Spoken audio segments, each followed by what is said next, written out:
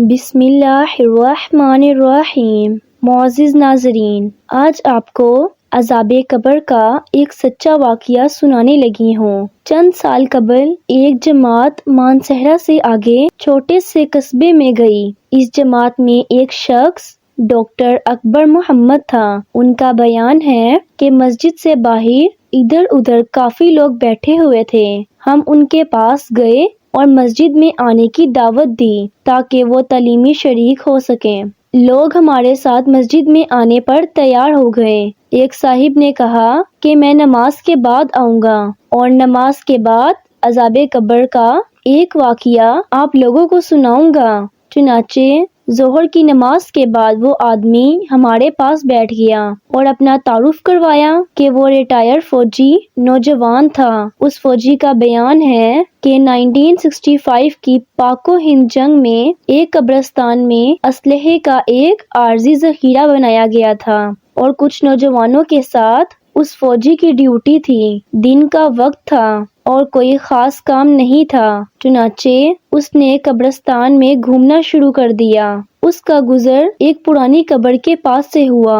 یوں محسوس ہوا جیسے قبر کے اندر سے ہڈیاں ٹوٹنے کی آواز آ رہی ہے۔ اس نوجوان نے بتایا کہ میں نے بندوق کے ساتھ قبر کی اینٹ ہٹائی تاکہ دیکھوں کہ یہ آواز کیسی ہے۔ جیسے جیسے میں مٹی ہٹاتا گیا، آواز اور تیز ہوتی گئی۔ میری دلچسپی اور خوف بھی بڑھتا گیا۔ دن کا وقت تھا، روشنی خوب پھیلی ہوئی تھی۔ کیا دیکھتا ہوں کہ قبر کے اندر انسانی ہڈیوں کا ڈھانچہ پڑا ہوا ہے اور اس پر چوہے کی شکل کا ایک جانور بیٹھا ہوا ہے۔ جب وہ منہ اس ڈھانچے پر مارتا ہے تو سارا ڈھانچہ اکڑ جاتا ہے اور ہڈیوں کے ٹوٹنے اور چیخنے کی آواز آتی ہے۔ میرے سامنے اس جانور نے 3 مرتبہ ہڈی پر مارا۔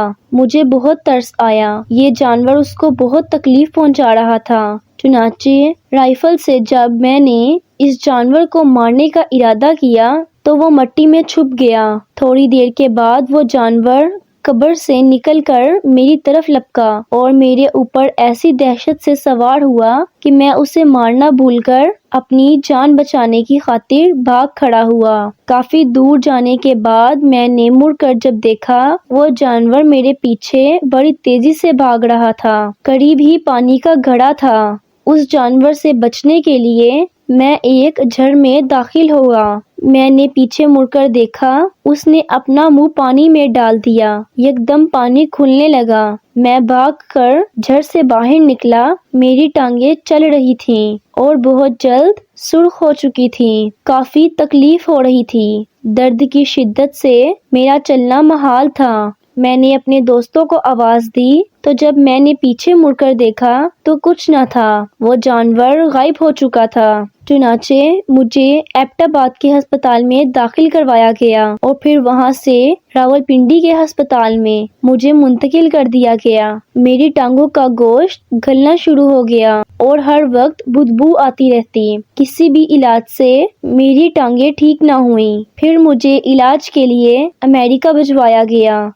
جب میں دوائی لگاتا میرا گوشت جاتا رہا۔ اس وقت دونوں ٹانگوں کی صرف ہڈیاں بچ گئی ہیں۔ گوشت آہستہ آہستہ گل کر علیحدہ ہو گیا ہے۔ ہر وقت مردے کی طرح بدبو آتی رہتی ہے۔ پھر اس آدمی نے ہمیں اپنی دونوں ٹانگیں دکھائیں جن پر پٹیاں بندھی ہوئی تھیں۔ اللہ معاف کرے۔ اللہ پاک ہمیں قبر اور جہنم کے عذاب سے محفوظ رکھے، آمین۔ معزز ناظرین، بے شک بعض دفعہ اللہ تعالیٰ لوگوں کی عبرت کے لیے دنیا میں ہی اپنے عذاب کا مشاہدہ کروا دیتے ہیں، جیسا کہ آپ نے اس واقعے میں ملاحظہ فرمایا۔ اللہ تعالیٰ ہمیں سوچنے سمجھنے اور نیک عمل کرنے کی توفیق عطا فرمائے، آمین۔ میں امید کرتی ہوں آپ کو میری ویڈیو پسند آئی ہوگی۔ اگر ویڈیو اچھی لگی ہے تو لائک کریں، چینل کو سبسکرائب کریں۔ اگلی ویڈیو تک اجازت دیجیے، اللہ حافظ۔